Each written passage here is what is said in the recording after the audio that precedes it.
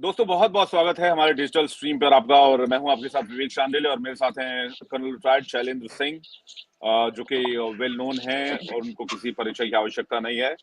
और आज हम जिस मुद्दे पर बात करने वाले हैं वो है बांग्लादेश में क्या आर्मी को खुली छूट दी जानी चाहिए। बांग्लादेश जैसे सिचुएशन पर क्या आर्मी को बॉर्डर एरियाज में भी उनको एक्सेस और ज्यादा देना चाहिए, क्योंकि आपको पता होगा जैसे कि बॉर्डर्स को बीएसएफ गार्ड करती है, बॉर्डर सिक्योरिटी फोर्स गार्ड करती है। तो ऐसे में सवाल ये हो जाता है कि बांग्लादेश में जो हिंदुओं पर हो रहा है, खासकर जो संगठन इसके पीछे है उसका नाम है जमातुल मुजाहिदीन बांग्लादेश।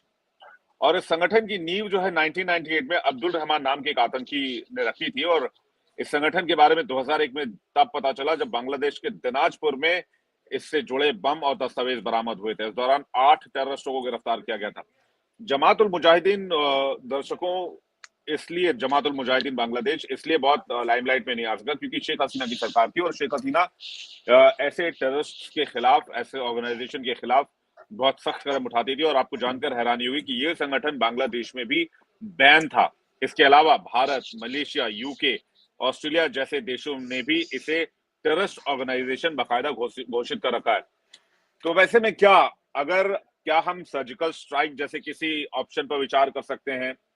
क्या हम जो हमने पाकिस्तान में टेररिस्ट कैंप्स और टेररिस्ट ऑर्गेनाइजेशन के खिलाफ एक्शन लिया था, क्या कोई ऐसा एक्शन लिया जा सकता है?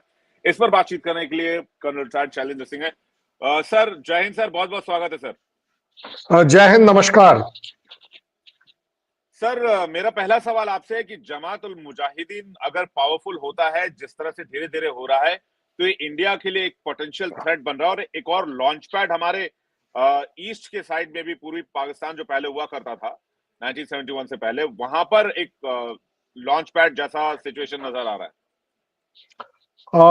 आपने जमात का एक हिस्टोरिकल बैकग्राउंड जरूर दे दिया, उसमें मैं छोटा सा ऐड कर देता हूँ। ये बेसिकली पाकिस्तान द्वारा सपोर्टेड था और बांग्लादेश में क्रिएट किया गया था, पहली बात।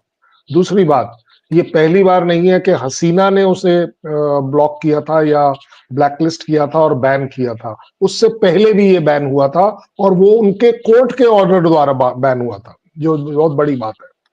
बात आती है अब उससे कि क्या वो हिंदुस्तान के लिए डेंजरस सिचुएशन क्रिएट करेगा या नहीं करेगा। उसके ऊपर हम डिस्कशन करने से पहले ये जरूर मान लें कि वो किसी के लिए नुकसान करेगा या नहीं करेगा, ह्यूमैनिटी के लिए जरूर नुकसान करेगा। और अगर ह्यूमैनिटी का एक एग्जाम्पल आप देखें, ये वही पाकिस्तान है जिसने टेररिस्ट पैदा किए, बढ़ाए, और आज आप देख रहे हैं कि वो अपने आप खुद मानता है कि उनके यहाँ टेररिज्म बढ़ गई। उनके 70,000 लोग मर गए, 80,000 लोग मारे गए इस टेररिस्ट एक्टिविटी में। बांग्लादेश हैज टू रियलाइज कि ये टेररिज्म उनके अपने लिए काउंटर प्रोडक्टिव होगा। मैं कहूंगा पूरी दुनिया को इस पर ध्यान देना चाहिए कि कहीं पर भी अगर टेररिज्म पनप रहा है, terrorist type of phonetic Jamaat type की ऑर्गेनाइजेशन अगर बढ़ रही है, ये मानवता के लिए नुकसान करेगा, दुनिया के लिए नुकसान करेगा, बांग्लादेश के लिए नुकसान करेगा। एंड एज इंडियंस हमको अलर्ट रहना पड़ेगा कि ये हमारे यहाँ पर भी आएगा। सो उस पॉइंट ऑफ व्यू से यस, मैं मानता हूं कि हमारे लिए एक बड़ी डेंजरस सिचुएशन क्रिएट कर सकता है अपने बॉर्डर एरियाज के साथ, क्योंकि एक बहुत बड़ा बॉर्डर हम बांग्लादेश के साथ शेयर करते हैं जो बिल्कुल पोरस है। आप इधर उधर कभी भी कहीं भी कैसे भी जा सकते हो, और हर एक इंच पर ध्यान रखना कोई फायदा नहीं होता, बहुत ज्यादा एक्सपेंसिव पड़ता है। एक फिर से हम देखेंगे कि जैसे पाकिस्तान के साथ हमें एक फेंसिंग लगानी पड़ी, बांग्लादेश के साथ भी हमने सेलेक्टिवली फेंसिंग लगाई है, बट अभी भी मेजॉरिटी एरिया पोरस है। सो ये थ्रेट हमारे लिए आज नहीं तो कल बढ़कर आएगी। अगर आज नहीं रोका तो ये बढ़ती चली जाएगी। सर मेरा अगला सवाल ये है कि म्यांमार में जाकर हम टेररिस्ट कैंप पर एक्शन ले सकते हैं, पाकिस्तान में घुसकर टेररिस्ट कैंप पर एक्शन ले सकते हैं, तो क्या बांग्लादेश में घुसकर आर्मी कोई कार्रवाई कर सकती है, टेररिस्ट कैंप को निशाना बना सकती है? क्योंकि इस पे दुनिया तो आतंकवाद के खिलाफ ही खड़ी होगी। सबसे बड़ी बात यह है कि जो ये सवाल है कि क्या एक्टिविटी उनके यहाँ पर जाकर रोकी जा सकती है या नहीं, इससे पहले जरूरत इसलिए नहीं पड़ी क्योंकि बांग्लादेश की सरकार इंडिया के साथ क्लोज कोऑपरेशन में काम कर रही थी और एंटी जमात काम कर रही थी। ये दो बातें क्लियर थी। तो इसलिए हमें कभी जरूरत नहीं पड़ी, जिस तरह म्यांमार में पड़ी, कि यस हमें टेररिस्ट कैंप जाकर डिस्ट्रॉय करने पड़े।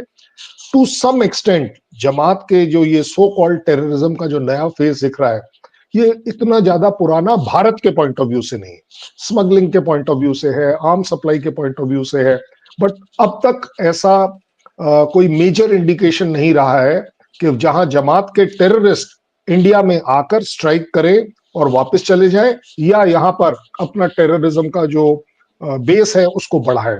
उस वजह से हमें जरूरत नहीं पड़ी। आ गया स्पेसिफिक सवाल पर कि यस हम इस तरह की कार्रवाई करने की काबिलियत रखते हैं।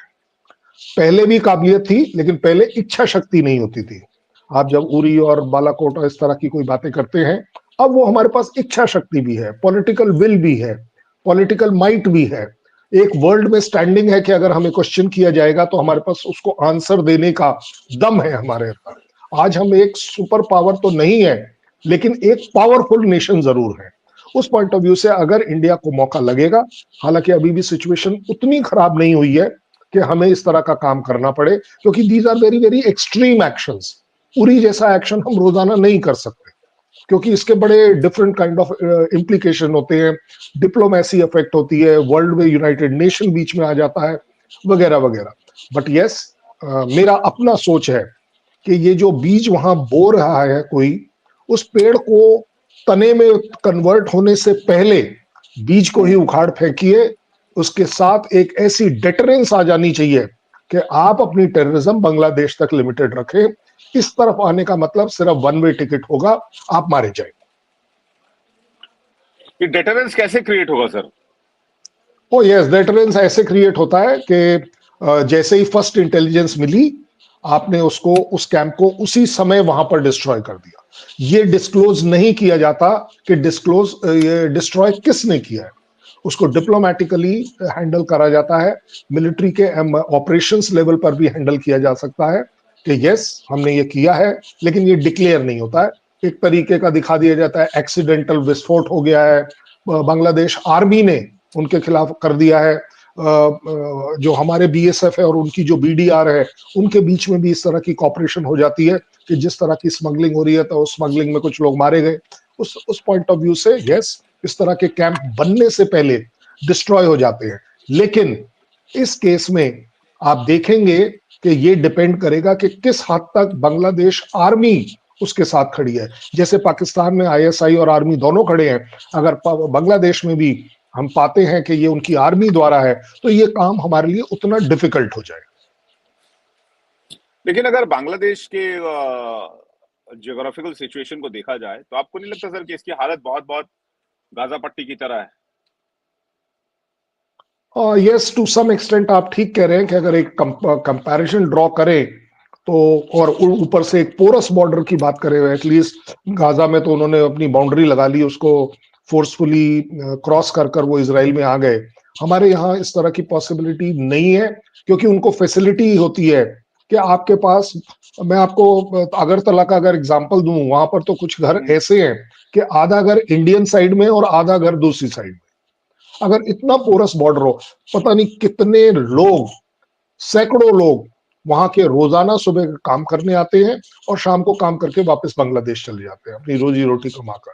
जिस तरह का ट्रेड वहां चल रहा है, सो इसके आड़ में अगर हम अगर टेररिज्म की बात करें, तो टेररिज्म अपने आप में पॉसिबल जरूर है, बट अभी भी मुझे नहीं लगता कि इस समय तक किसी तरह की टेररिस्ट एक्टिविटी बढ़ी है कि ये जमात वाले हमारे यहाँ आए हो और टेररिस्ट एक्टिविटी कर कर गए हो। अभी तक जो चल रहा है वो चल रहा है कि जो हमारे यहाँ के डिसग्रंटल्ड एलिमेंट है, नक्सलाइट है, जो भी सो कॉल्ड अपने मणिपुर वाले फाइटर्स अपने आप को बोल देते हैं, कोई एथनिक लाइंस पर, रिलीजियस लाइन पर बोल लेते हैं, चाहे वो कुकीज और मैतीज हो, इनको ये लोग वेपन सप्लाई कर पाते हैं, उनको एक फाइनेंशियल सपोर्ट दे पाते हैं, जिससे कि सिचुएशन ऐसी हो जाए कि भारत डिस्टर्ब रहे और इसका पैसा आईएसआई जैसे लोग उनको वहां पर सप्लाई करते हैं। But at the same time ये अगर आज बढ़ रही है, हमें ये देखना चाहिए अगले 1 साल में या 2 साल में कहां जाएगी, ये जो एप्रिसिएशन होती है, ये जो आप फोरकास्ट देख पाते हैं, अगर उसे अब डिस्ट्रॉय नहीं किया तो वो उनके बेसिस बन जाएंगे। और बेसिस अगर 10, 15, 20 किलोमीटर इनसाइड बांग्लादेश होंगे, हमारे लिए एक डिप्लोमेटिक प्रॉब्लम आती है कि यस, कंट्री टू कंट्री आप उस कंट्री में जाके ऑपरेशन कैसे कर लेंगे। अगर शेख हसीना जैसी प्राइम मिनिस्टर हो तो एक अलग बात है, लेकिन इस समय जो सो कॉल्ड इंटरिम गवर्नमेंट बनी हुई है, वो तो क्लैरिटी के साथ अनफॉर्चुनेटली जमात के साथ दिख रही है। और उसका प्रूफ ये है कि इंटरिम प्राइम मिनिस्टर बनने के 6 दिन में